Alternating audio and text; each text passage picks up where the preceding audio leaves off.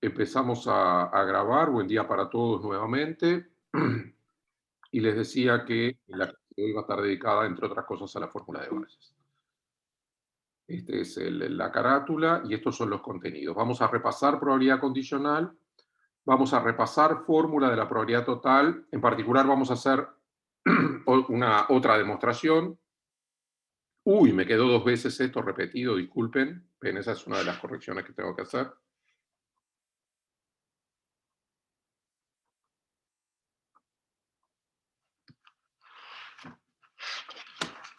Estoy escribiendo en cualquier lado. No, estoy escribiendo. A ver, ¿qué pasó?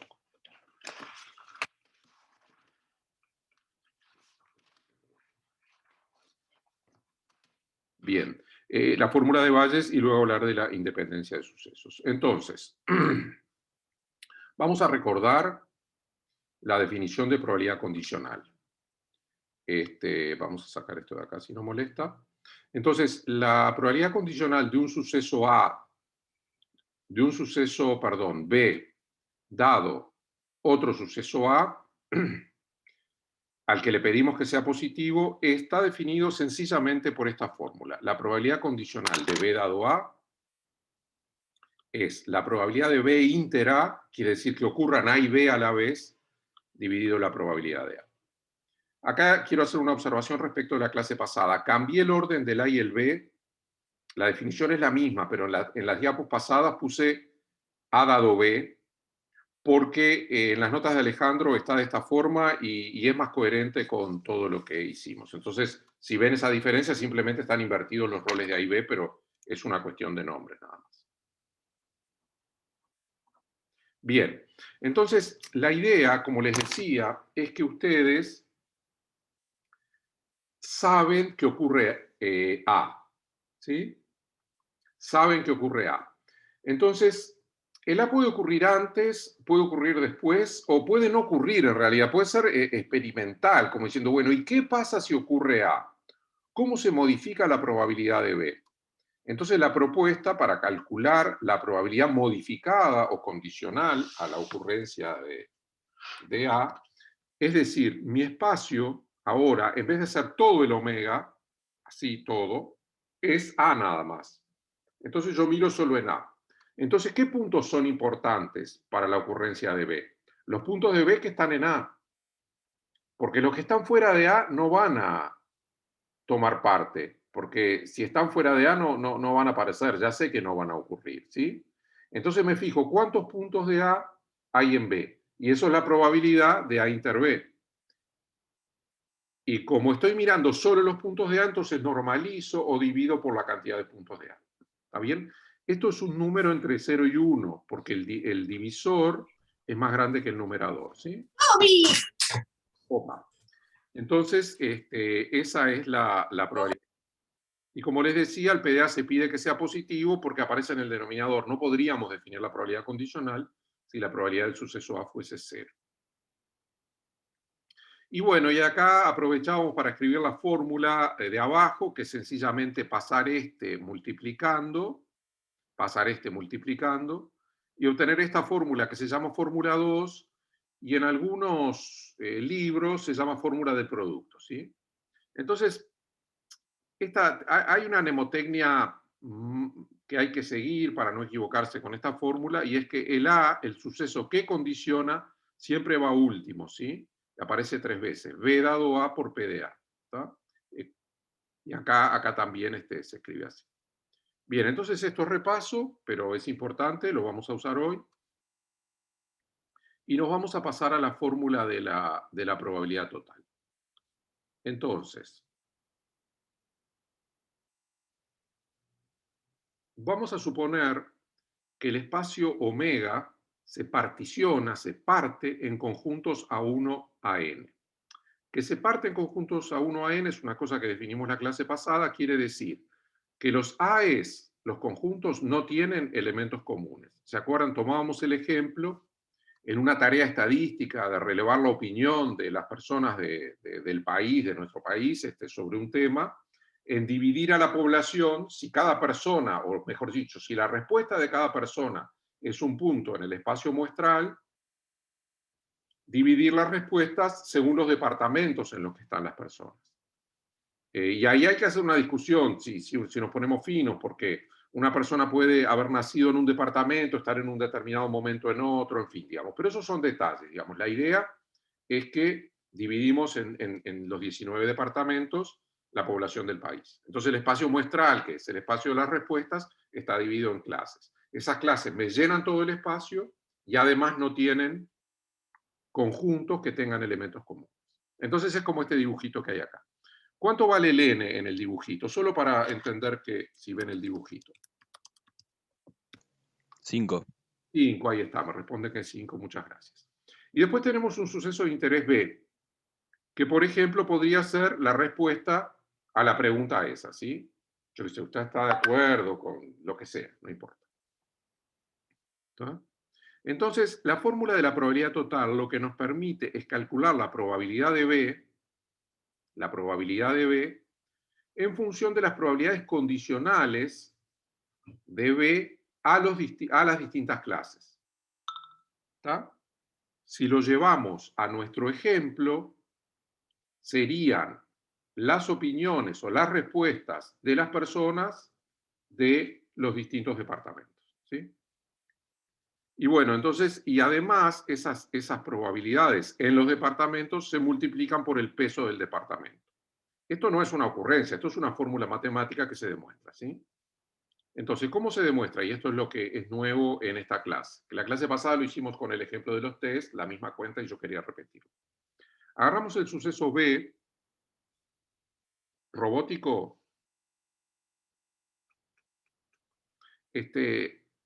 agarramos el suceso B y lo partimos en las partes que corresponden a cada uno de los AES. Sí, a veces soy yo que yo hablo por este micrófono y a veces muevo el micrófono. Entonces lo voy a fijar con un palillo. No es muy elegante, pero por lo menos... Ah, lo que puede ser es que esté conectado. Esperen.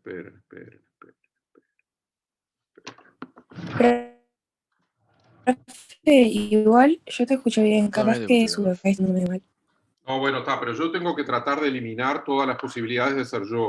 Entonces yo ahora me voy a conectar al cable a ver si ando mejor, porque estoy por wifi.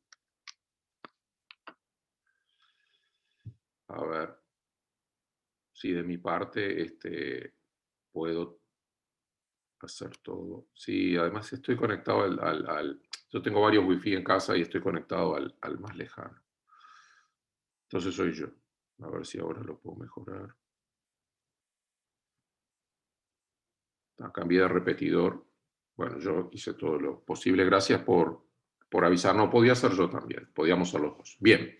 Entonces les decía que esta fórmula nos permite calcular la probabilidad de B con las probabilidades condicionales a los conjuntos de la partición, que en el ejemplo son los departamentos, y luego se multiplica por los pesos de los departamentos. Esta es la buscada. Entonces, para demostrarla hay que hacer 3 pasos. El primero es dividir B como B inter a 1, uy, ven, acá hay un error, esto no es más, esto es unión, ¿sí? Lo que, profe, donde dice intersección es unión. No, donde dice más es unión. Ah, está bien. Vos querés la unión de las intersecciones. Exacto, gracias. Y además, para no armar lío, está bueno poner paréntesis. Poner un paréntesis acá. Y a ver, déjenme ver si esto tiene...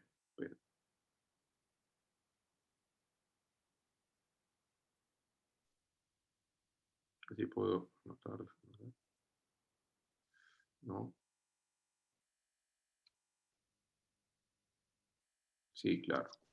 Poner un paréntesis acá y acá poner una unión. ¿Sí? Acá una unión con paréntesis. Entonces, abajo en las probabilidades es lo mismo, ¿no? Sería. No.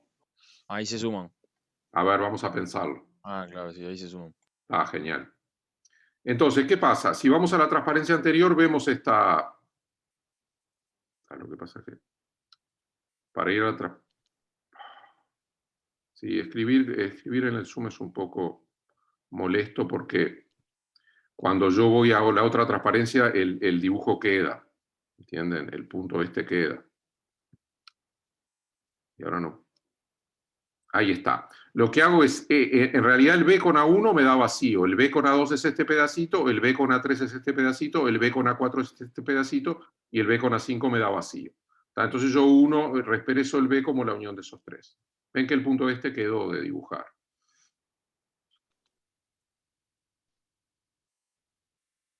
Bien. Entonces, hecha la corrección, después que tenemos, como estos son disjuntos, podemos aplicar la regla de sumar, ¿sí? Para probabilidad de unión de sucesos disjuntos. Entonces me queda que la probabilidad de B es la suma de estas probabilidades, ¿sí? ¿Se entiende ese paso? Ya dice acá son disjuntos. Y después a cada uno de estos le aplico la regla 2, la fórmula 2 que le llamamos, que es la probabilidad condicional pero multiplicando, ¿tá?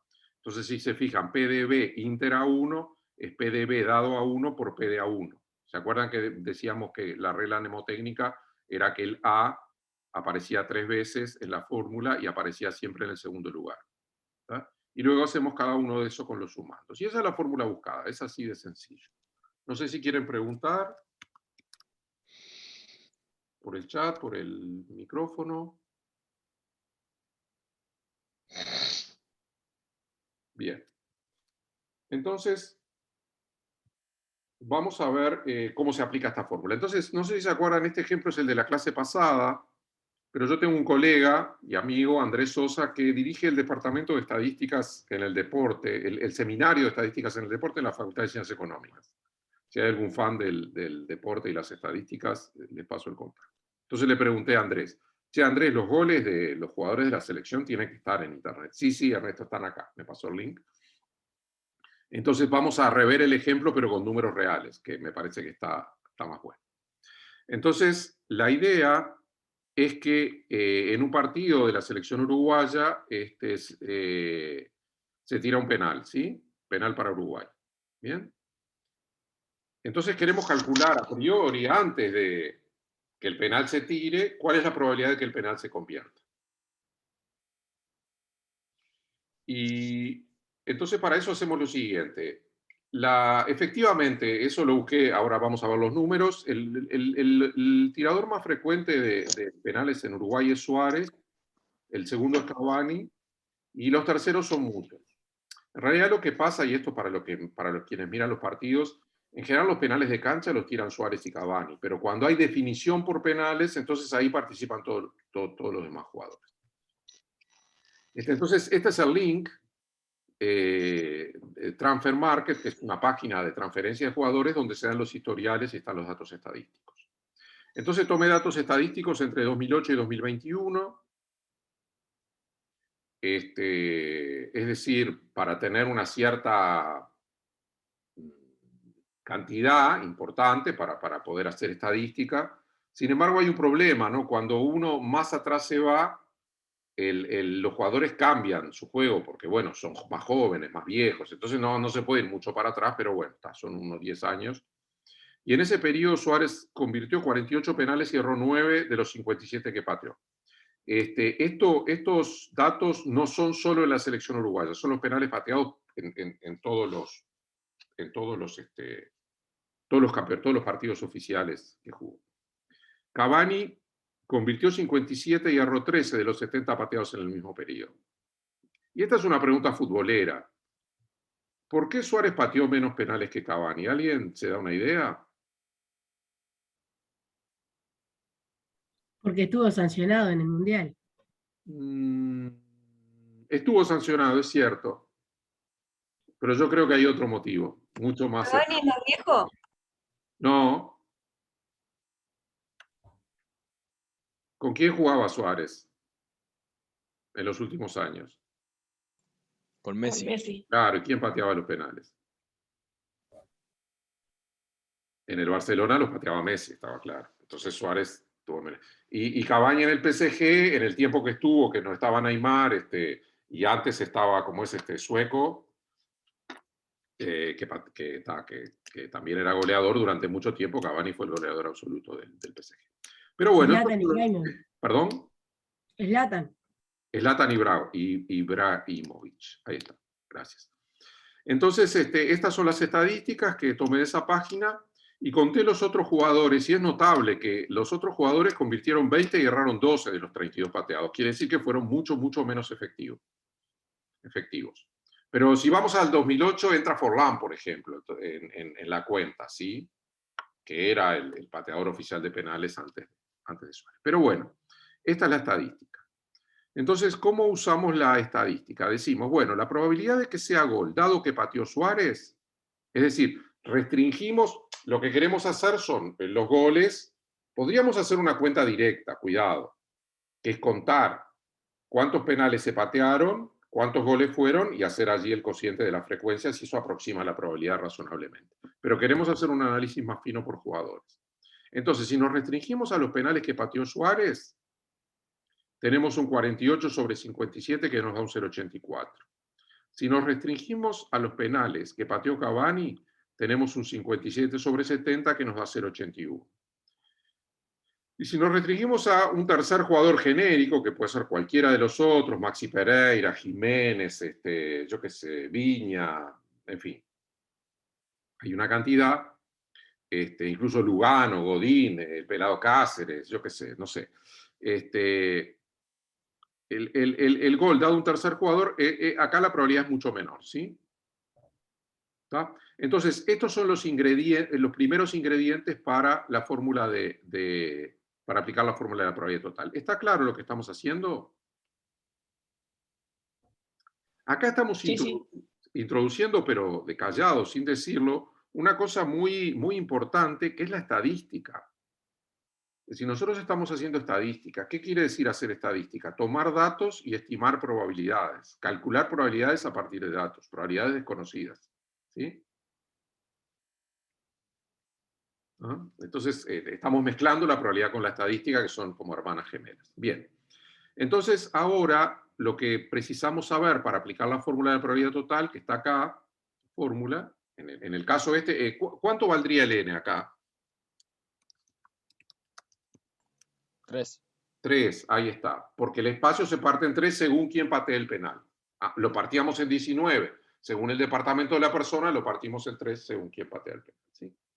Entonces, para saber las probabilidades en omega, lo que contamos es cuántos penales se patearon en total y cuántos corresponden a cada uno de los jugadores. Patear, solo patear.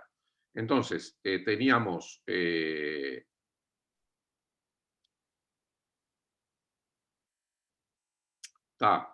acá esto sale de estadísticas de la selección uruguaya, ¿sí? En el periodo de referencia se patearon 60 penales.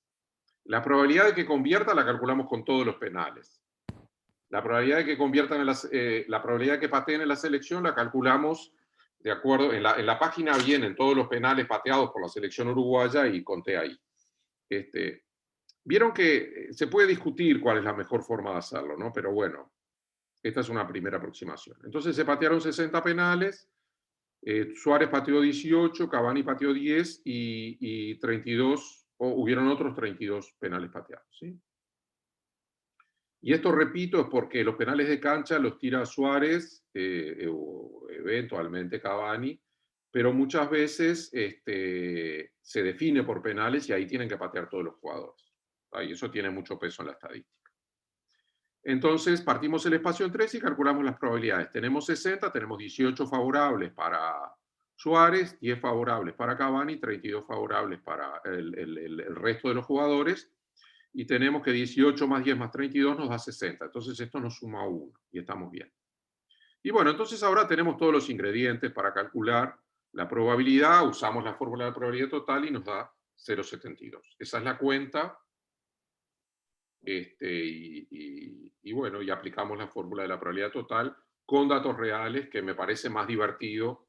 No sé si se puede hablar de que la probabilidad y la estadística son divertidas, pero si lo fueran, esto me parece más divertido que suponer que es un tercio, como habíamos hecho en la clase pasada.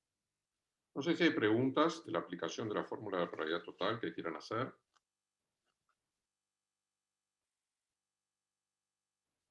por el chat o por micrófono. Bien, perfecto.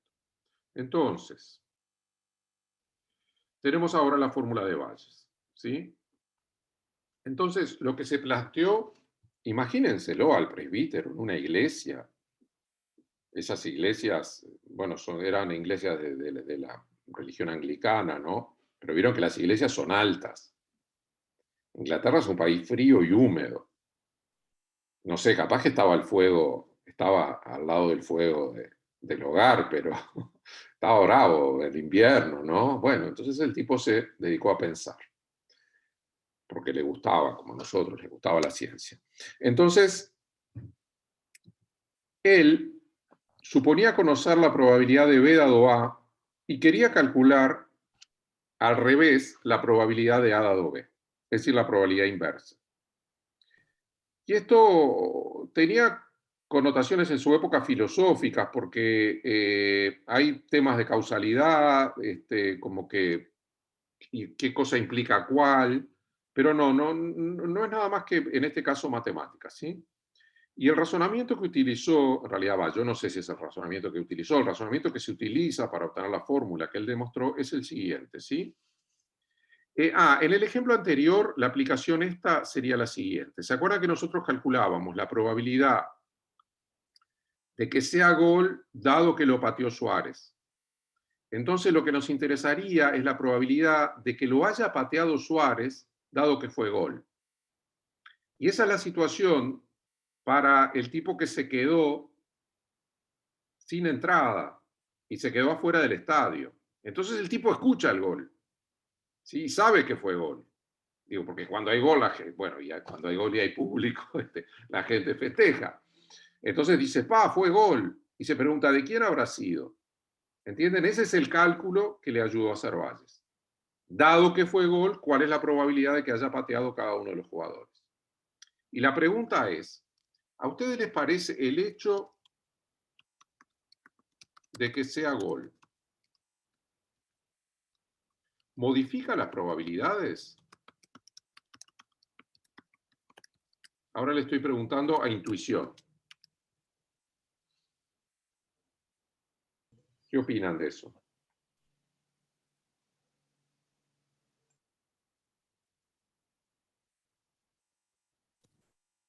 ¿La probabilidad de que haya pateado Suárez, Cavani o un tercer jugador?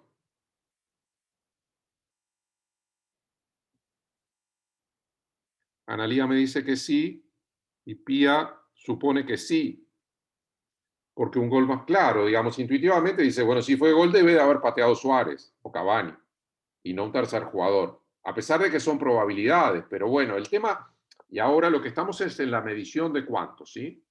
Entonces, lo que Bayes hizo fue hacer esta cuenta muy sencilla. Dijo que hoy es muy sencilla, en aquella época fue un gran logro.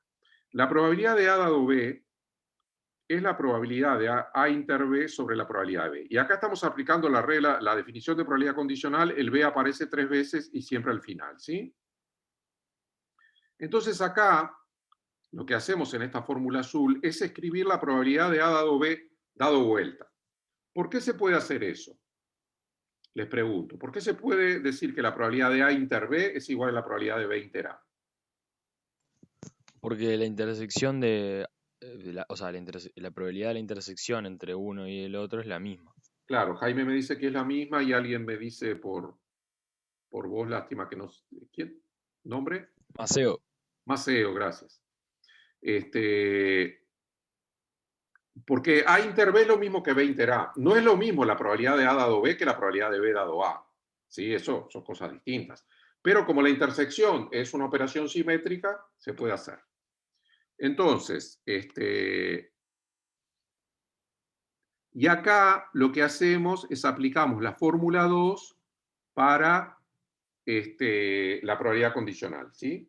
Entonces, de vuelta, tenemos los 3 A's acá y llegamos a esta fórmula. Entonces, para calcular la probabilidad inversa, usamos lo que sería la probabilidad directa y usamos las probabilidades de los sucesos.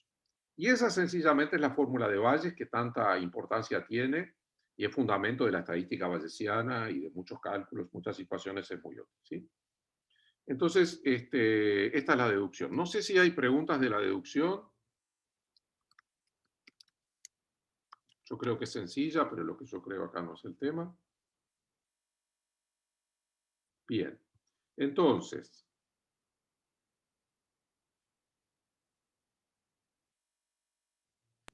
Profe, sigo. No. Bueno, esta fórmula es tan famosa.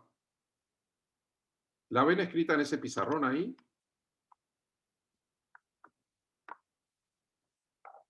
¿Sí? Está acá la fórmula de Sí. Euler. Sí, es exactamente.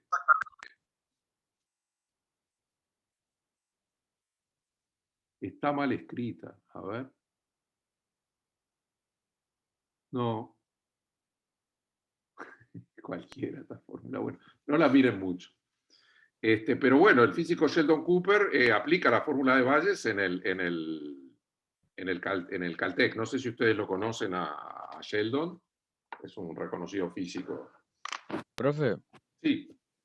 pero ¿por qué está mal si, o sea, hice lo mismo que vos pusiste Pero, que vos pusiste en el anterior, pero todo al revés? O a sea, no ver, está calculando la ¿está probabilidad de A bien? dado B, sino que la de B dado A. Vos la ves y para vos está bien. Déjame ver. Sí, yo creo que sí. Claro, Van los dos acá y el que está segundo va para abajo. Claro, o sea, Entonces, o sea, sí, calculó está perfecto. lo opuesto, o sea, lo inverso. Gracias, muchas gracias. Sí, sí, sí, está bien. Me confundió, pero no, está bien, está bien. Entonces, bueno, digamos, esta es una fórmula muy famosa. Ustedes conocen a Sheldon. ¿Saben quién es? ¿No? Sí, Sí, obvio. Ah, no, porque hace un tiempo ya que no existe más, pero no es tan viejo. Bien. Entonces, como decíamos, esta fórmula da origen a la estadística bayesiana y los términos tienen nombres acá. La PDA se llama la probabilidad a priori. La P de B dado A es la verosimilitud. La P de A dado B es la probabilidad a posteriori, la que se calcula, la que nos interesa calcular. Y el cociente se llama el impacto. El cociente este azul es el impacto de B en la probabilidad de A. ¿Sí? El impacto es el factor que modifica, ¿sí? Porque en realidad lo que estamos comparando es la probabilidad de A y la probabilidad de A dado B. Entonces el factor que la modifica es este, ¿sí? Y bueno, esos son los nombres. Entonces, ¿cómo se aplica este ejemplo? Entonces vamos de vuelta, volvemos al penal. Le pido disculpas a los no futboleros. Yo sé que hay mucha gente a la que no le interesa. Les pido que hagan un esfuerzo de abstracción y bueno, y lo toleren. Entonces suponemos que se tiró un penal y fue gol, como decíamos, y nos preguntamos cuál es la probabilidad de que lo haya pateado Suárez. ¿No? Entonces, la cuenta es la probabilidad de que haya pateado Suárez dado que fue gol, es la probabilidad del gol dado Suárez por la probabilidad de Suárez sobre la probabilidad de gol. Entonces, la probabilidad de gol dado Suárez es este 0,84 que habíamos calculado, ¿sí? La probabilidad de gol es el cálculo final que hicimos, que es el 0,72. Entonces ahí tenemos el factor de impacto. Y la probabilidad de que patee Suárez era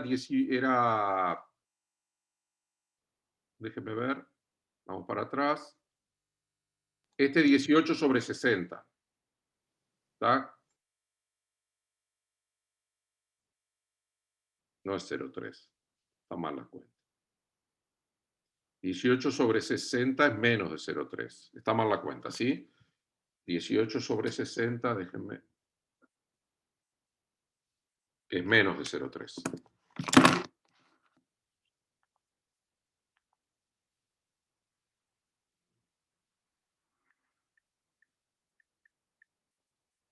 No, es exactamente 0,3. No, disculpe, me estoy confundiendo. Sí, sí. Hoy estoy... Es 0,3, sí, lo verifiqué. Y la probabilidad se modifica a 0,35. Sí, hay un factor de impacto que cambia esa probabilidad y la aumenta. ¿Está? Yo creo que para Cavani hubiera pasado algo parecido y para el tercer jugador la probabilidad hubiera dado bastante más chica. ¿Sí? Quiere decir que el hecho de que haya sido gol modifica las probabilidades, aumentando aquellas aquellas de los tiradores que tienen mayor chance de convertir y disminuyendo las la que tiene menos, ¿sí? Está bien la cuenta, sí, disculpen que me... No sé si hay preguntas.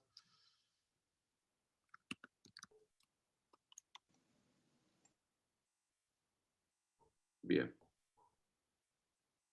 Bueno, entonces vamos a repasar. Esta es la fórmula que obtuvimos.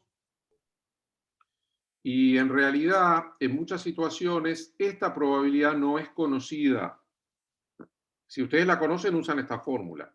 Pero si no la conocen, muchas veces pueden calcularla mediante la fórmula de la probabilidad total. Entonces, si ustedes calculan la PDB mediante la fórmula de la probabilidad total, que es el despliegue de esta expresión que está acá, la fórmula de Bayes queda escrita de esta forma, ¿sí? Entonces hay dos maneras de escribir la fórmula de Bayes, como está arriba en el recuadro y como está abajo, ¿sí? ¿Se acuerdan que la probabilidad de B era la probabilidad de B dado a 1 por la probabilidad de A1 más la probabilidad de B dado a 2 por la probabilidad de A2 más, etcétera, más la probabilidad de B dado a N? Fíjense, acá hay un error de tipeo.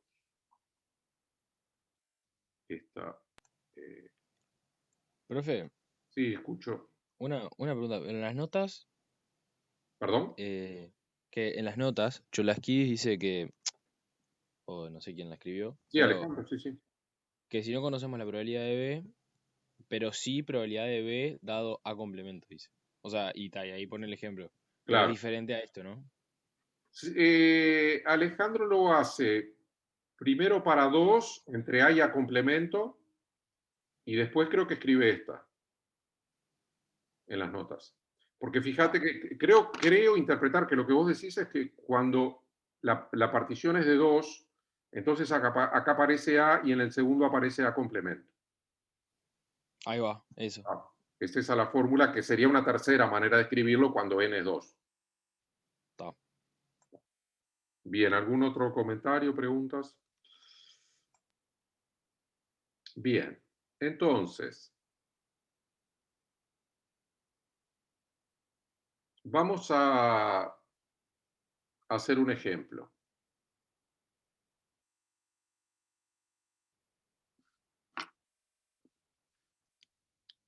Tenemos una fábrica que tiene una alarma que suena en caso de accidente. ¿Sí? Supongan una fábrica. Este problema está tomado de las notas de Alejandro Cholaquí. Ahora, las cosas no son tan sencillas porque, bueno, la probabilidad de que haya un accidente es 0,1, digamos. Supongan que habría que poner en un año o en 10 años, digamos, en un determinado periodo de tiempo, ¿sí? Pero bueno, en un determinado periodo de tiempo que estamos trabajando, la probabilidad de que haya un accidente es 0,1. La alarma no funciona siempre bien, ¿sí? Funciona mal en dos sentidos. A veces hay accidente y no suena, ¿está? Pero eso ocurre solo un 3% de las veces. Quiere decir que la probabilidad de que suene la alarma si hay un accidente es 0,97. ¿Sí? Pero también está lo que se llama la falsa alarma. A veces pasa algo que, como es, hace sonar la alarma, pero no hay accidente, ¿sí? Y eso pasa un 2% de las veces, ¿sí? Tiene una probabilidad 0,02. ¿Está bien? Entonces esa es la situación. La alarma no es exacta. En general esto se parece a los test, ¿no? Que hay dos tipos de error.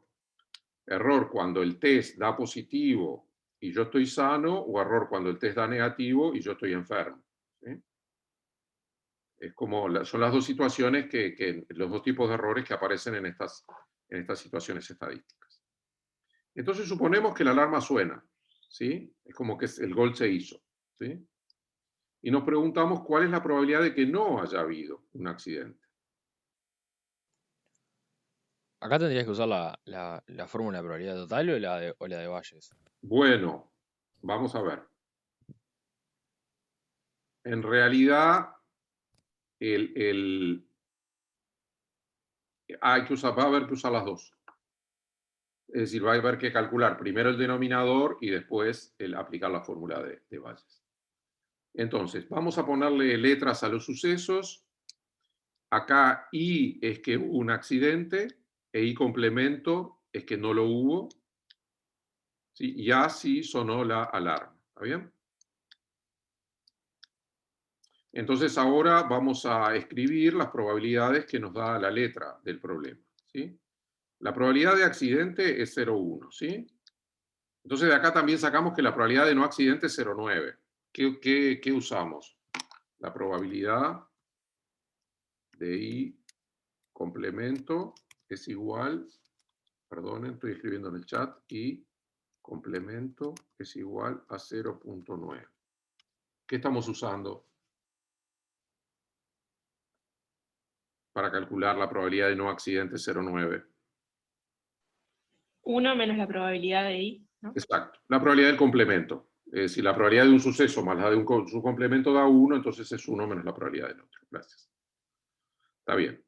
Entonces, lo que sabemos, además, es que la probabilidad de que suene la alarma cuando hay un accidente es 0,97, dado que hay un accidente, ¿sí? Y la probabilidad de que suene la alarma, dado que no hay un accidente, es 0,02. ¿Está bien? Eso está en la letra. Vamos a volver a la letra. La probabilidad de que haya un accidente es 0,1. La probabilidad de que suene la alarma si hay un accidente es 0,97. Entonces acá lo que hay que interpretar es la situación condicional. ¿Está bien? Es decir, suena la alarma cuando hay accidentes. Quiere decir que nos restringimos el espacio a que haya accidentes. Y acá a que no haya accidentes. ¿Sí? Entonces esas son las probabilidades condicionales. Bueno, y lo que queremos calcular, acá aplicamos la fórmula de Bayes. Entonces fíjense que este que está acá pasa dividiendo, y este que está acá es el que nos interesa. Es decir, lo que nos interesa es que no haya accidente dado que sonó la alarma. ¿Está? Entonces, y este, que es el que nos interesa, pasaba a condición y aparecía multiplicando acá. ¿Está? Era el B o el A, dependiendo de la situación. ¿Está? Entonces, a la pregunta que se hacía de qué es lo que hay que usar, para calcular el PDA, es decir, la probabilidad de que haya accidente, esa limpia no la tenemos como dato. ¿Entienden? No, perdonen. No, perdón, dije mal. Confundí la probabilidad de que suene la alarma. Esa no la tenemos. Y esa la tenemos que sacar por probabilidad total. La probabilidad de que suene la alarma. Las otras sí las tenemos. A dado I complemento es 0,02 y P de I complemento es la que escribí en el chat, la sacamos de acá, 0,9. ¿Sí?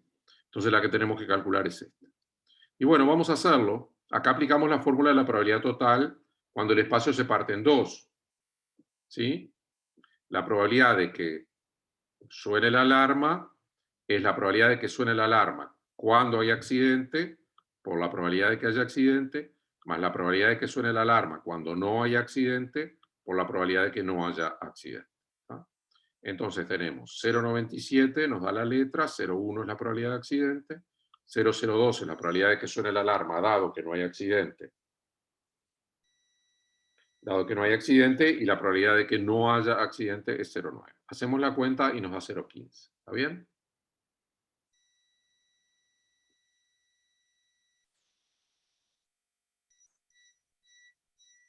Bueno, entonces, ahora que tenemos esta PDA, que es esta que está acá, podemos hacer la cuenta total, que es la que está escrita, ¿sí? El 0,02 nos daba la letra, el 0,9 lo deducimos de la letra, y el 0,115 es el que calculamos. Entonces nos da 0,057. La probabilidad de que no haya accidente,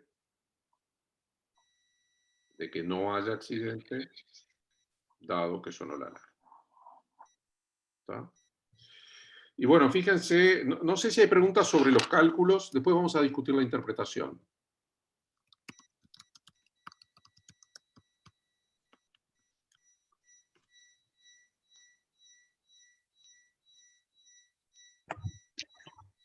Yo te quería preguntar bien qué hallaste en el renglón de arriba y qué hallaste en el renglón de abajo.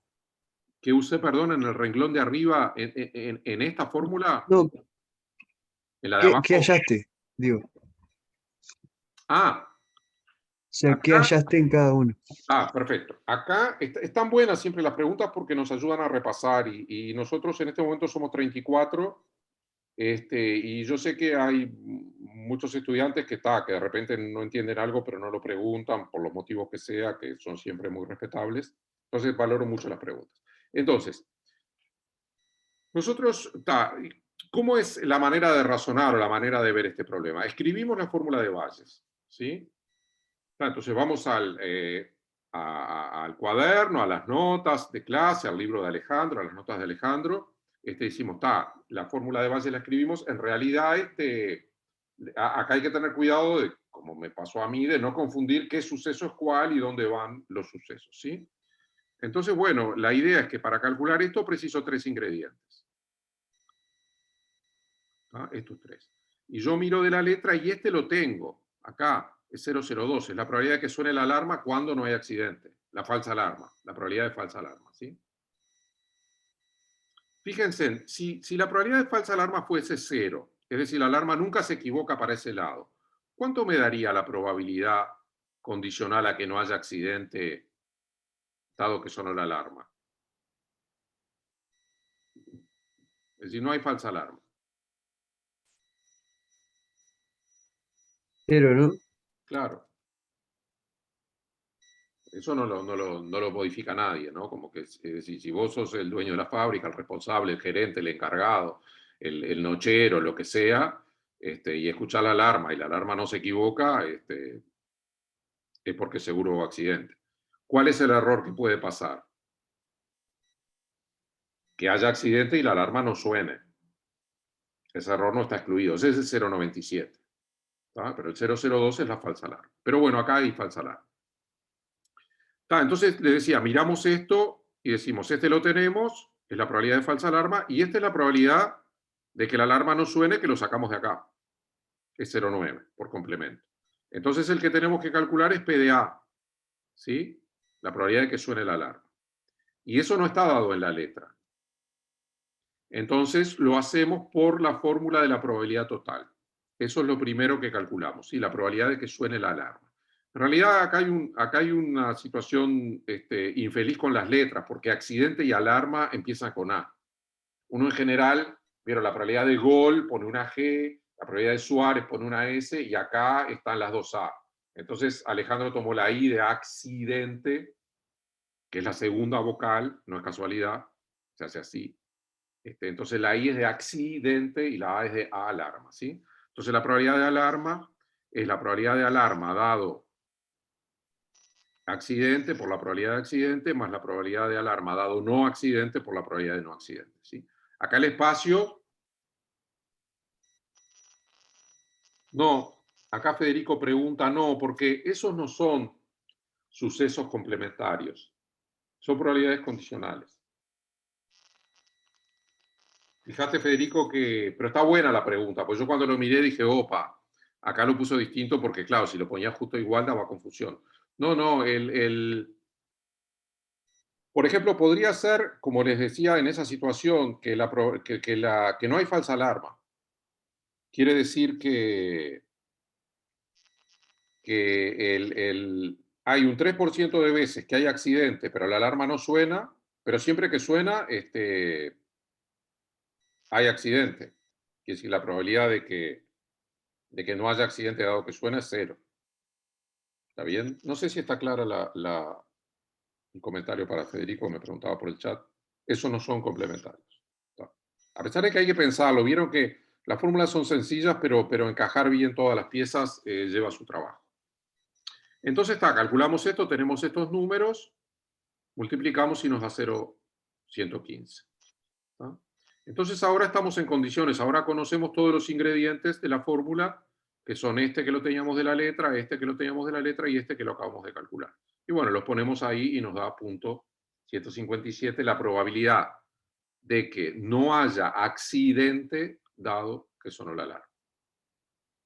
¿Sí? No sé, alguien me preguntó, lamentablemente no tengo el nombre del que me pregunta, que calculaba y creo haberlo explicado. No sé si es suficiente la explicación. Perfecto, sí, perfecto. Muchas gracias, profe. No, por favor, gracias a ti. Entonces, ahora la interpretación. Nosotros estamos calculando, vieron, cuando uno resuelve un problema matemático, numérico, en general lo resuelve, pero si tiene tiempo como de analizarlo, entonces puede como entrar más adentro en la solución, ¿sí? Y es lo que vamos a tratar de hacer ahora. Entonces, la probabilidad de que no haya accidente, ¿cuánto era? La probabilidad bruta. La probabilidad a priori.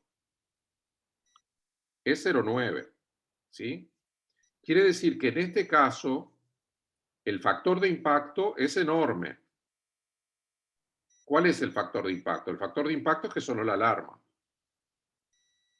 ¿Entienden? La probabilidad de que no haya accidente es 0,9, pero si suena la alarma, la probabilidad de que no haya accidente disminuye drásticamente. No disminuye a 0, pero disminuye drásticamente y eso es razonable si la alarma funciona relativamente bien. Y que la alarma funcione bien está dado por estos datos. Casi siempre que suena la alarma hay accidente y casi nunca que suena la alarma no hay accidente. ¿Sí?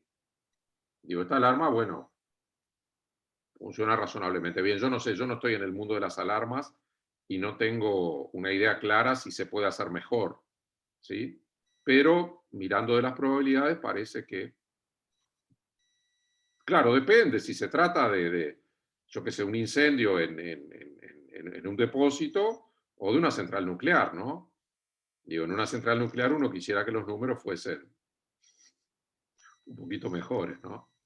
Digo, porque los riesgos que se corren son mayores. Pero bueno, eso dependerá de la situación concreta, ¿sí? Entonces, les decía que en este caso el factor de impacto es muy grande. Disminuye drásticamente las probabilidades. Y eso, bueno, es razonable, porque sonó la alarma, digamos, ¿sí? En el caso del gol de Suárez, el factor de impacto era mayor que 1, aumentaba la probabilidad, pero no mucho, de 0,30 a 0,35, ¿sí? ¿Se dan cuenta? La ocurrencia del suceso de que haya gol modificaba las probabilidades, pero no tanto, porque todos los que patean hacen gol, ¿sí? Y acá el factor de impacto es muy grande y disminuye la probabilidad. Quiere decir que la fórmula de Bayes nos explica cómo se modifican las probabilidades cuando ocurre un suceso auxiliar que nos da información útil para el cálculo de probabilidades y la puede tanto aumentar como disminuir. Podría también dejarla igual. Podría también dejarla igual. Y es una situación interesante cuando la deja igual. ¿Sí? Bien, no sé si hay preguntas de la interpretación. Y el factor de impacto. Me gustó lo de factor de impacto. Saben que yo no sabía esa terminología. La aprendí de las notas de Alejandro. Pía me dice que está bien. Bueno, entonces, ¿qué más tenemos?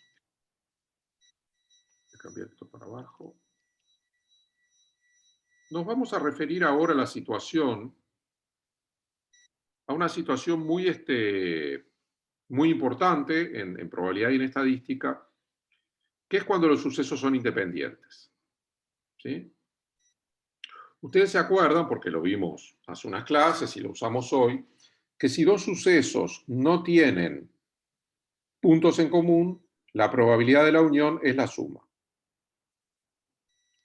Dos sucesos que sean independientes, o se define, mejor dicho, porque esto no se demuestra, es una definición, se define que dos sucesos son independientes cuando la probabilidad del producto, perdón, dije mal, la probabilidad de la intersección es el producto de las probabilidades, ¿sí?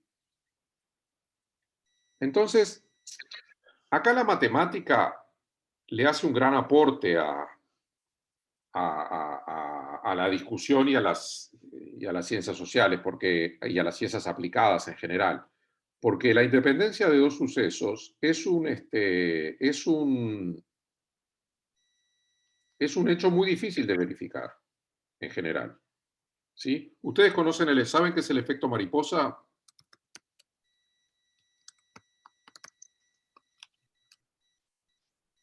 Sí, Claro, el efecto mariposa es la es historia, la teoría del digamos. caos, ¿no? ¿Perdón? No escuché. El efecto mariposa es la teoría del caos, ¿no? Bueno, tiene que ver con la teoría del caos. Pero hay como una explicación más, o hay un relato más sencillo que es el siguiente, digamos. Supongamos que nosotros, por algún motivo, tenemos que viajar al pasado y por un segundo motivo conseguimos hacerlo. ¿Tá? Porque tenemos que averiguar algo. Y sin darnos cuenta, en el pasado, cuando estamos haciendo nuestra tarea, después queremos volver al presente inmediatamente, modificamos sin querer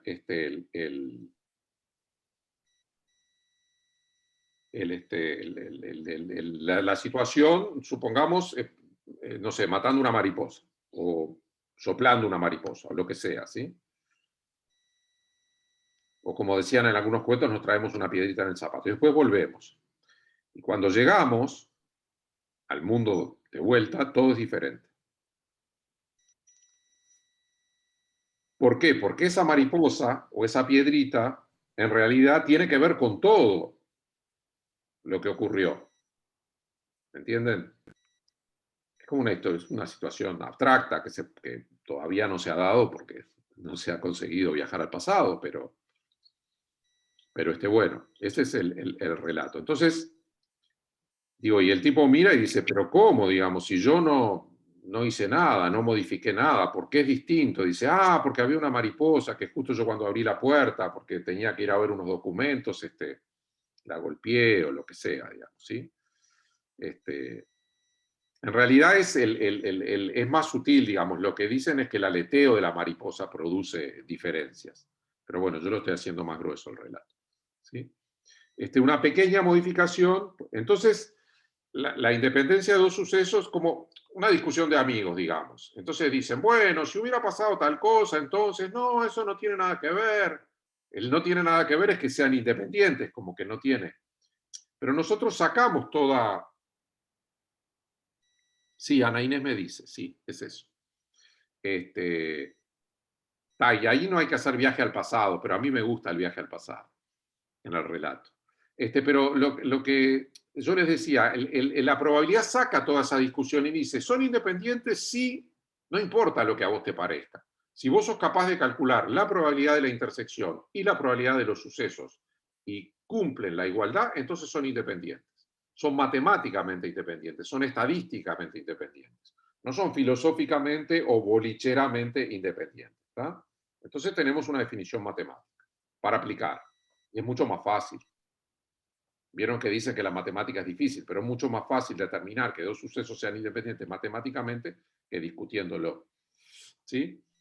Entonces les decía que es un concepto matemático y para entender en qué situaciones puede darse la independencia les hice este dibujito.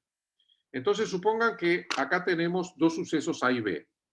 Y vamos a suponer que las probabilidades son proporcionales. Bueno, esto es un cuadrado unidad, entonces las probabilidades podrían ser las áreas, ¿sí? A pesar de que nosotros definimos probabilidades en conjuntos finitos, sí, pero bueno, hagamos el esfuerzo de abstracción. Podrían haber acá una cantidad de puntitos muy grande y las probabilidades sea la cantidad de puntitos, que es lo mismo que el área, ¿sí? Entonces, ¿en qué situaciones son independientes?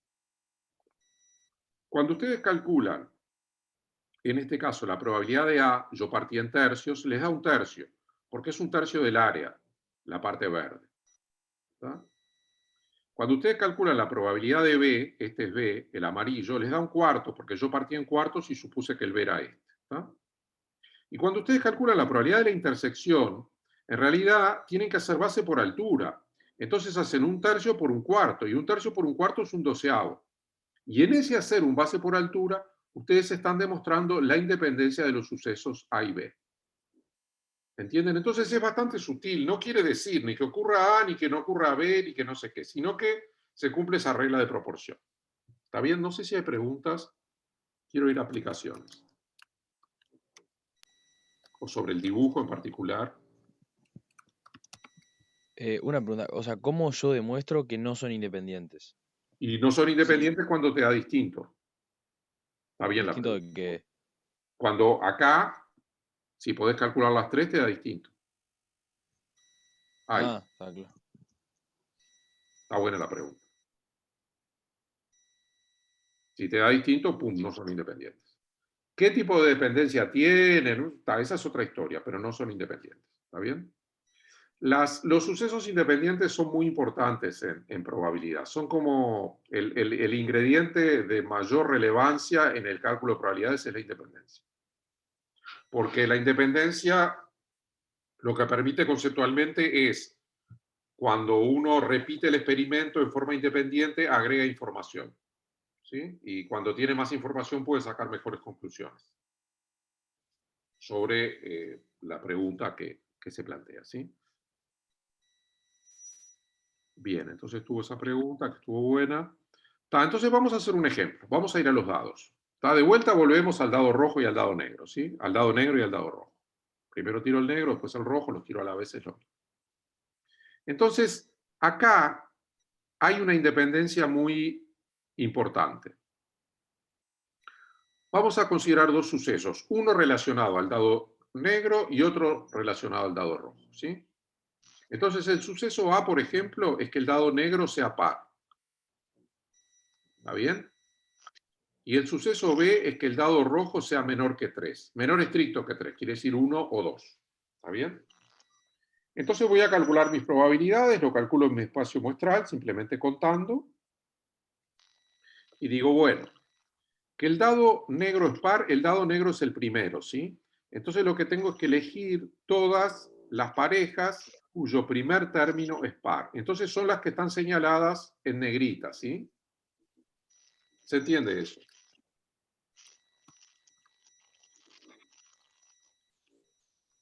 ¿Sí?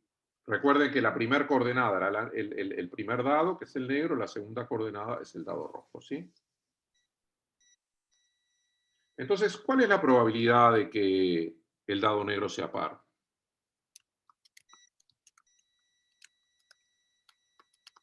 ¿Lo pueden calcular de ahí?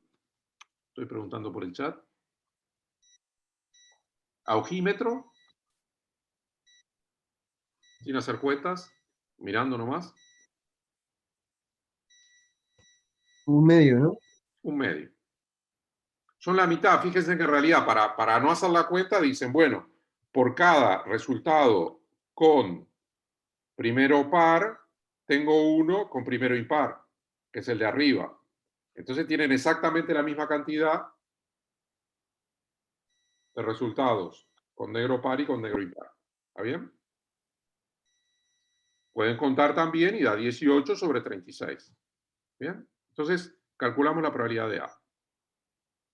Vamos a calcular la probabilidad de B.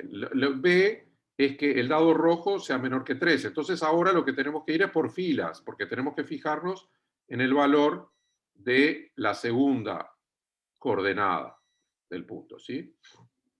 Entonces puede ser 1 o 2 y tenemos acá estos que están a la izquierda de la raya, los que nos definen la probabilidad de B. Entonces les pregunto ahora cuál es la probabilidad de B.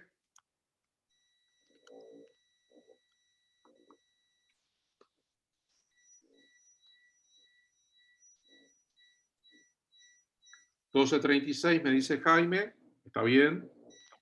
1/3 me dice Nicolás, está bien, ¿sí? Es decir, 12.36, ustedes cuentan los 12, dividen entre 36, está perfecto. También podrían decir, bueno, acá hay otra raya, ¿sí? Y estos tres grupos tienen la misma cantidad, entonces es un grupo sobre 3. También si simplifican 12 sobre 36 dividiendo por 12, les da 1/3. ¿Ah? Y bueno, entonces la tercera cosa que hay que calcular es la probabilidad de A inter B. Entonces A inter B son los puntos comunes a A y B. Entonces, tienen, estos son comunes A y B, estos son comunes A y B, y estos son comunes A y B. Entonces, ¿cuánto da la probabilidad de A inter B?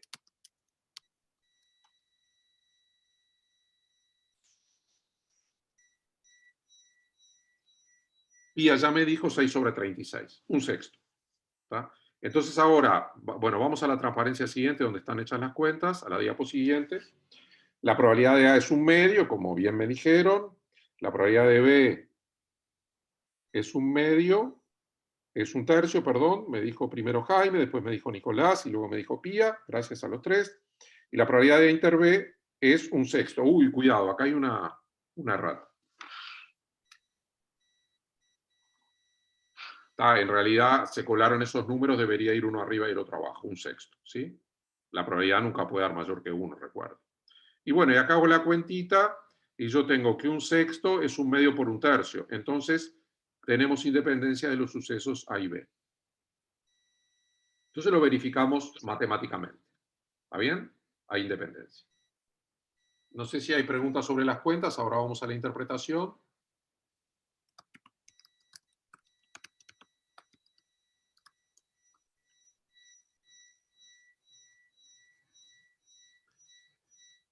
En realidad, bueno, la interpretación es que lo que ocurre con un dado no debería tener, Sofía, gracias, no debería tener incidencia en lo que ocurre con el otro. Es decir, sencillamente yo no puedo imaginar por qué el resultado de un dado puede incidir en el resultado del otro. No sé, no se me ocurre. Ahora, que se me ocurra a mí o a ustedes, no es tan importante como el cálculo que hicimos, porque dimos una definición matemática y la verificamos. Punto. Ahí se termina la discusión. De todas formas, está bueno entender los resultados, ¿no? Porque la idea de la ciencia que estamos estudiando es para aplicarla. Entonces, ustedes muchas veces supongan que haciendo el trabajo final de grado, quizás algunos de ustedes hagan maestría, quizás hagan doctorado, entonces recolecten datos experimentales, hagan cálculos, apliquen modelos, y los modelos les van a decir cosas. Nicole me pregunta, ¿por qué hay independencia? Sencillamente porque se cumple la definición.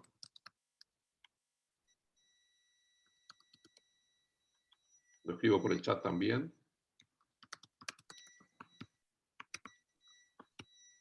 ¿Está? Es decir, P de A inter B es igual a P de A por P de B. ¿Está? Uso la N porque no tengo el símbolo. Es decir, y acá estaba lo que yo decía que es importante. En el fondo, son independientes cuando se cumple esta fórmula. Y listo. No hay más discusión. ¿Está? Ahí sí, a ver, para explicarme mejor. Nosotros estamos estudiando la probabilidad teórica. ¿Está? Desde el punto de vista teórico no hay discusión. Las probabilidades y la estadística se aplican a situaciones experimentales, a situaciones reales, ¿sí? Tanto de laboratorio como en ciencias naturales. Y se aplican muchísimo. Y ustedes muy probablemente tengan, cuando hagan la tesis de grado para obtener el título, o si hacen maestría, como les decía, o doctorado, van a tener que pasar por momentos, ¿sí? Y ahí van a aplicar. Entonces uno hace la teoría y la teoría es consistente. Y luego revisa si los resultados coinciden con sus experimentos. Entonces, si no coinciden, lo que hay que cambiar no es la teoría, hay que cambiar el modelo, ¿entienden? A veces hay que cambiar la teoría, como hizo Einstein, pero bueno, en general creemos en que esta teoría todavía no está obsoleta. ¿Está? Bien. Perdonen. Entonces, tenemos la independencia de los sucesos A y B, y es razonable, digamos, o lo interpretamos como que no hay relación entre lo que ocurre con los dados. Entonces, vamos a un momento más detallado de este ejemplo. Entonces, acá introducimos una notación. Vamos a llamarle N al resultado del dado negro y R al resultado del dado rojo. Entonces la pregunta es, ¿qué valores puede tomar N?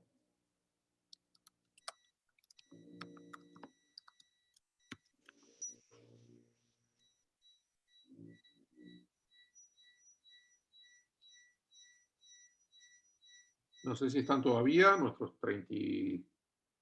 Del 1 al 6, exacto. ¿Sí? Quiere decir que N es una cajita donde nosotros guardamos el valor que toma el dado. Esto se hace, y la introducción de estas variables, se hace porque lo que tiene gracia es hacer cálculos antes de que se produzca el resultado. Está claro que si ustedes tiran un dado, da lo mismo, digamos, tirar el dado, no tirar el dado, eso no tiene importancia, ¿sí? Pero si ustedes, por ejemplo, están haciendo un proyecto de inversión, ¿sí? Quieren hacer cálculos antes sobre qué rendimiento les va a dar esa inversión, disculpe que traiga un ejemplo de economía, pero también, digamos, supongan que ustedes tienen un descubrimiento biológico, bioquímico, virológico, y plantean hacer un emprendimiento comercial con ese descubrimiento. Entonces ahí van a tener que hacer. Y ahí no es lo mismo hacer el experimento, como dicen, bueno, yo gasto toda la plata, hago mi inversión, compro los aparatos, empiezo y después me fijo a ver si me da resultado o no. Ahí hay que hacer los cálculos antes necesariamente. No sé si entienden la sutileza, la diferencia de la situación. ¿Quieren que les cuente la historia de ATGEN? ¿Saben qué es ATGEN? Es una historia muy linda y tiene mucho que ver con la facultad y con estudiantes como ustedes. No saben qué es. ATGEN es la mayor empresa biotecnológica de Uruguay en cuanto a test de COVID. ¿Sí? Algunos de ustedes se hicieron test de COVID. Sí, me contaron. ¿Y a dónde fueron? A la mutualista. Si ustedes fueron al LATU, ¿alguien fue al LATU? Claro, Victoria, sí, ATGEN. Entonces, la historia de ATGEN, teníamos un colega, tenemos, Carlos Sanguinetti, en la época en que Ricardo Ehrlich era decano de la facultad, él incubó una empresa biotecnológica. Incubó quiere decir que él sabía hacer técnicas de identificación, ¿cómo es? Test moleculares, test genéticos, en fin, de diversa naturaleza, y trabajaba en la facultad al principio. Es decir, hizo un acuerdo con la facultad, Ricardo Ehrlich lo apoyó, por supuesto, y hizo una empresa, pero era como ustedes, digamos, como nosotros. Bueno, él ya había hecho la maestría, había ido a San Pablo, pero estaba. Y bueno, la historia de ATGEN es que en esa empresa creció, en un momento se fue de la facultad, y se instaló en laboratorios en el centro, y en un momento Sanguinetti vendió esa empresa. Sanguinetti luego fue a la ORT, hizo la carrera, implementó la carrera en biotecnología que hay en ORT, y bueno, y después esa misma empresa que nació en un laboratorio de la facultad, llegó a ser la empresa más importante para los test de COVID en el país. Quiere decir que estamos hablando de cosas que yo no, pero ustedes van a saber cosas que pueden eventualmente tener mucho impacto y mucha importancia. Entonces, bueno, ahí hay que hacer un cálculo. Volvemos acá pero eso explica para qué introducimos estas variables antes de hacer el experimento. ¿Está bien? Es como pensamos en un cajoncito donde vamos a poner un resultado. Entonces, vamos ahora a discutir dos sucesos, pero puntuales, como que el primer resultado del dado es K, donde K es un valor entre 1 y 6, y el segundo resultado del dado, el resultado del segundo dado es J, ¿sí? El rojo, donde K y J son números entre 1 y 6. Entonces, ¿qué pasa con la probabilidad de que N sea K y R sea J? ¿Cuántos puntos son acá ese suceso? Si yo digo que el primer dado es 3, y el segundo dado es 5, por ejemplo. Más o menos, me dice Jaime.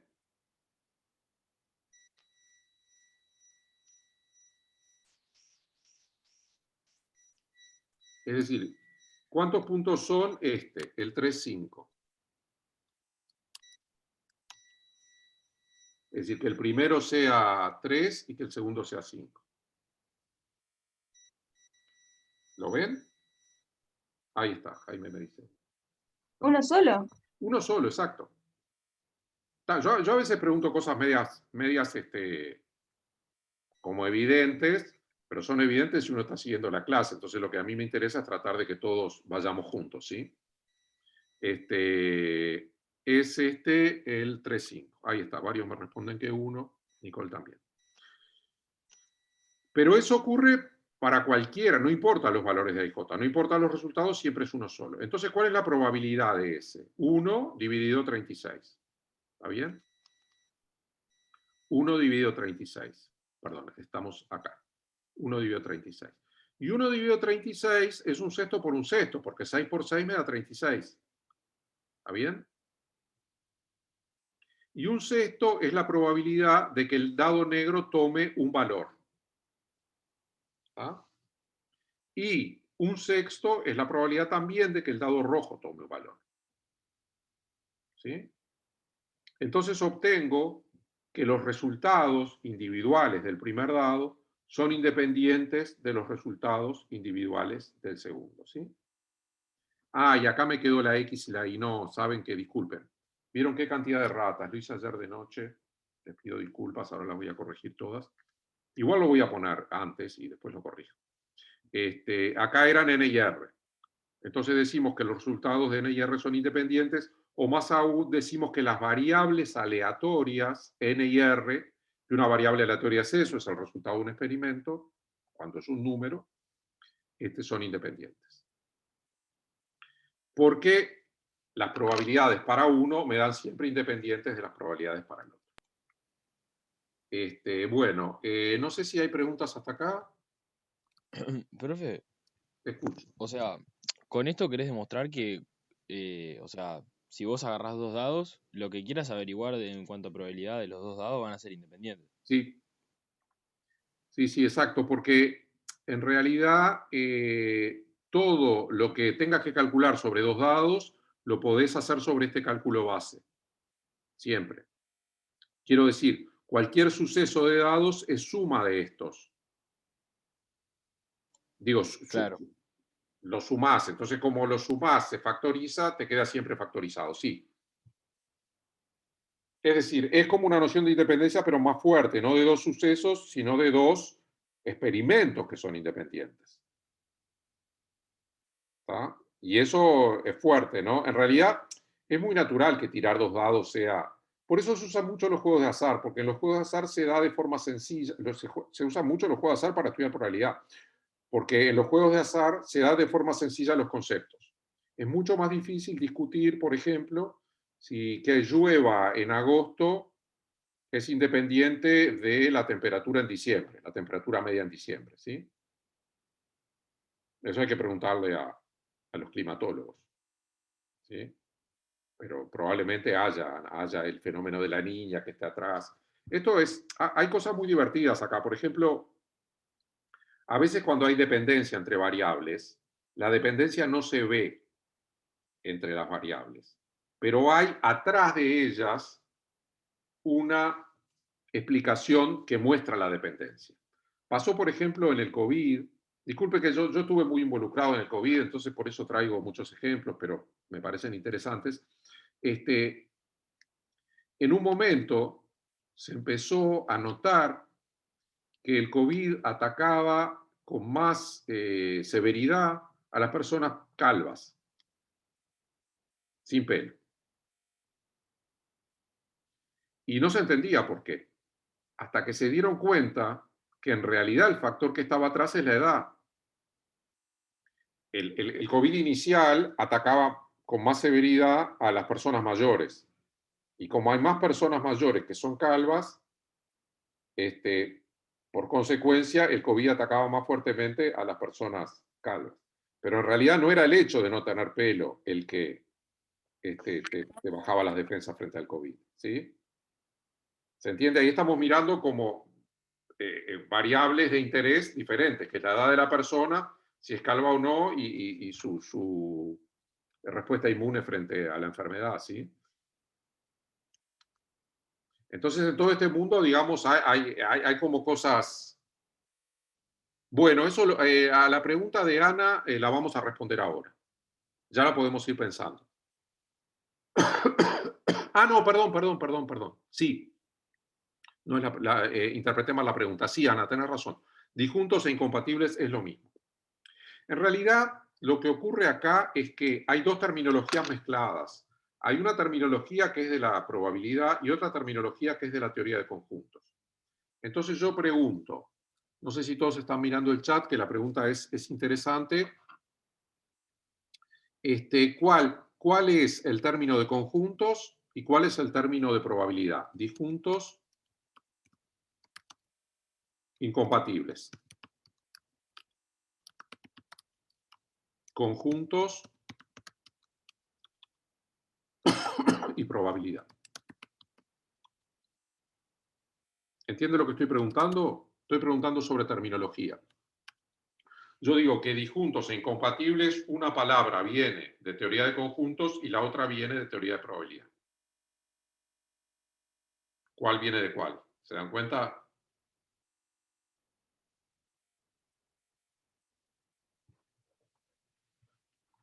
Incompatibles de probabilidad, supongo, dice Ana, y supone bien. Porque disjuntos es de conjuntos. Porque fíjense que cuando hablamos de la probabilidad, lo que hace es mover a los conjuntos, los hace actuar. Es como una obra de teatro, entran en acción a través de la probabilidad. Ocurren o no ocurren, salen o no salen, ¿sí? Entonces es bonito eso, porque la teoría de conjuntos es abstracta, pero es inmóvil, ¿sí? Entonces dos conjuntos disjuntos son cuando no se tocan, ¿sí? Pero incompatibles quiere decir como que no se tocan nunca, es como más fuerte, pero está bien, si ocurre uno, no ocurre el otro. Si entra escena uno, no entra escena el otro, ¿no? En realidad son sinónimos en términos de probabilidad. Pero bueno, la teoría de la probabilidad es anterior a la, a la formalización de la teoría de conjuntos y por eso trae esa terminología. Bien, entonces, seguimos. Vamos a ver qué pasa con la independencia y la probabilidad condicional. Supongamos que los sucesos A y B son independientes y que la probabilidad de A es positiva. Y calculemos la probabilidad de B dado A. Intuitivamente, y no debería demostrar esto, ¿qué debería pasar? ¿Cómo debería ser el factor de impacto si A y B son independientes?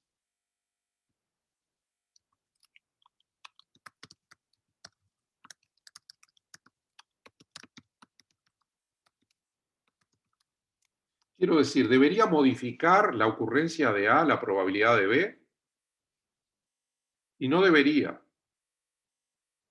El factor de impacto debería ser 1, como dice Jaime y Lucía.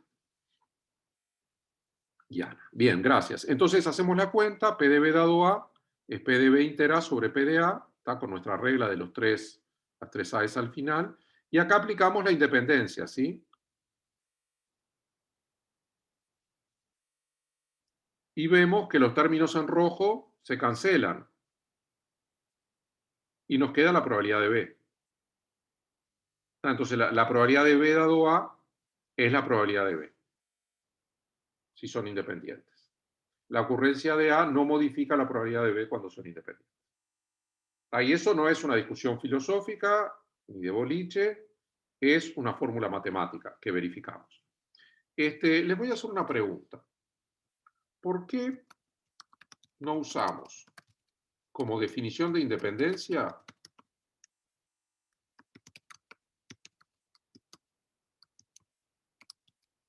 que P de B dado A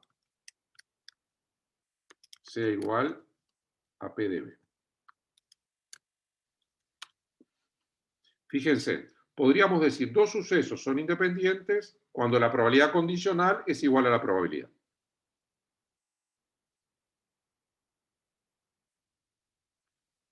¿Por qué no hacemos eso? Es una pregunta bien matemática. ¿Sí? No podríamos hacerlo, pero estaríamos perdiendo algo. La pregunta es, ¿qué estaríamos perdiendo? O sea, porque es un efecto de la definición, ¿no? Que la probabilidad de... O sea, que es el producto de las probabilidades. Está bien. Eso está bien. Es decir, vos partís de la definición y demostrás esto. Claro, Si vos pudieras partir de esto y demostrar la definición, serían equivalentes. sí, es verdad. Pero eso no se puede hacer siempre.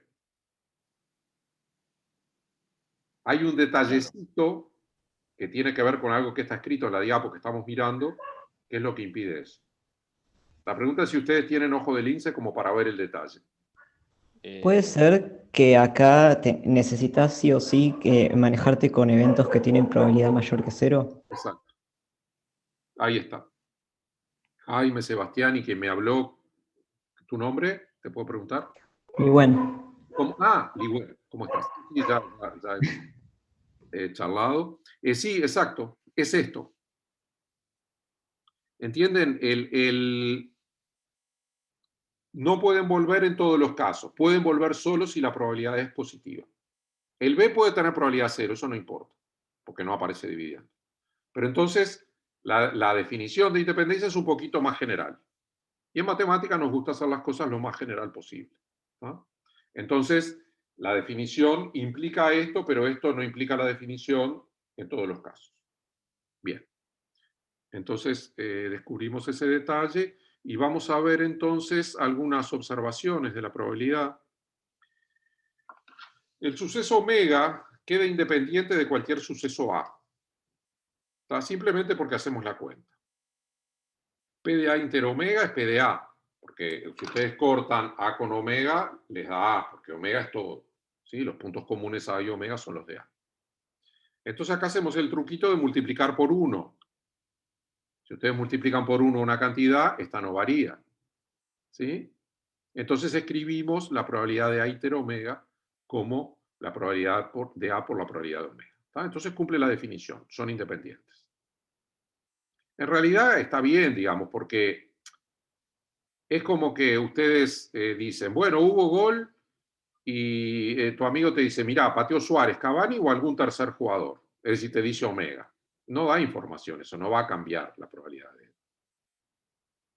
Tiene lógica, pero es más bien una constatación matemática. En la práctica esto no tiene mucha aplicación. Pero está bueno para usar la definición. El suceso vacío también es independiente de cualquier suceso. Porque ¿cuánto me da la intersección de A con el vacío? Sí, pregunto acá. A inter phi.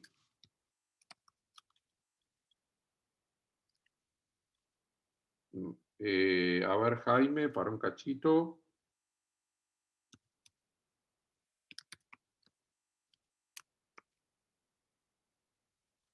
Vacío, estoy escribiendo, es igual. Si ustedes cortan un conjunto con el vacío, es decir, ¿cuáles son los puntos comunes? Al conjunto y al vacío. ¿El vacío tiene puntos? No tiene ninguno. Entonces, no, el A inter vacío es vacío, ¿sí? ¿Está? Entonces, la probabilidad de A inter vacío es la probabilidad del vacío, y la probabilidad del vacío es 0. Y acá hacemos otro truquito. Multiplicar 0 por un número me da 0. Entonces logramos escribir la probabilidad de A intervacío como la probabilidad del vacío por la probabilidad de A. Acá igual hay una cosa que me incomoda, es que debería escribir la probabilidad de A por la probabilidad del vacío, pero bueno, eso es lo mismo porque se cambian los factores. ¿Está bien? Bien. ¿Se entienden esas observaciones?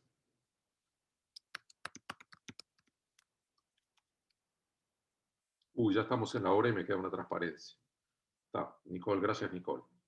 Ya terminamos. Bueno, y si dos sucesos son disjuntos, es decir, no tienen puntos comunes, son incompatibles, como recién comentábamos, y tienen probabilidad positiva, no pueden ser independientes. Son dependientes, ¿sí? Porque si son disjuntos, la probabilidad de su intersección es 0. ¿Está bien? Sí, porque no tienen puntos en común, entonces ese caso favorable es 0. Pero si tienen probabilidad positiva, su producto tiene probabilidad positiva. Entonces, me da distinto. No pueden ser independientes. En realidad, esto es razonable porque si ustedes saben que si ocurre un suceso, no ocurre el otro. Entonces, que ocurra un suceso da información sobre la ocurrencia del otro, lo hace menos probable. o lo hace improbable, si ustedes quieren. Bien, entonces hay dependencia. Y la última observación, bueno, yo no quiero tomar más tiempo porque ustedes tienen clase, les dejo la transparencia en... Digo, no voy a hacer los cálculos, voy solo a decir lo que es, no es muy importante, no se preocupen, pero es lindo que si ustedes tienen dos sucesos independientes, también los sucesos son independientes cuando uno toma complementos. ¿Está? A es independiente con B complemento, A complemento con B son independientes y A complemento y B complemento también son independientes. ¿Está? Y hay que hacer una cuentita que es esta que está acá. Y bueno, entonces yo hoy me disculpo por haberme pasado de la hora y voy cerrando por acá. No sé si hay preguntas. Esto, repito, queda... Dale, gracias, profe. ¿Las diapositivas las subís ahora en un rato? Sí, claro. Sí. Les voy a corregir todos los tipos y las subo. Dale. Y la clase también se graba y queda ahí. Dale, bien. Bueno, gracias. Gracias. Profe, Viendo. profe, Dale. profe, Sí, ¿Sí te estoy. escuché? ahí lo que estás diciendo es que no estás diciendo que